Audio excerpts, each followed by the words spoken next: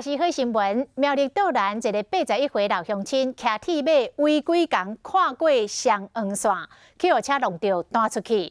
附近一间货运行10外个员工听到这个车烧龙的声，随冲出来帮忙。尾也落大雨，因阁搬迄种大机的雨伞来帮这个老乡亲遮雨，来展现台湾上界美丽人情味。81岁占老先生骑脚踏车经过兴南街。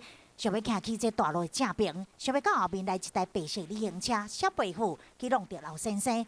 老先生飞到引擎挂去弄到挡风玻璃，佮连去到车的前面。好佳在车有及时停落来，无将伊告过。韩姓女子驾驶自小客车与詹姓老人家骑乘脚踏车发生擦撞，经警方到达现场，双方酒测均无酒后驾车之行为。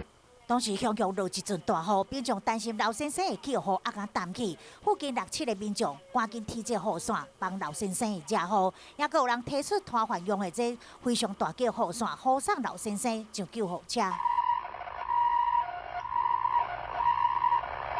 老先生送病了后，好佳在只有髋骨受伤，无生命危险。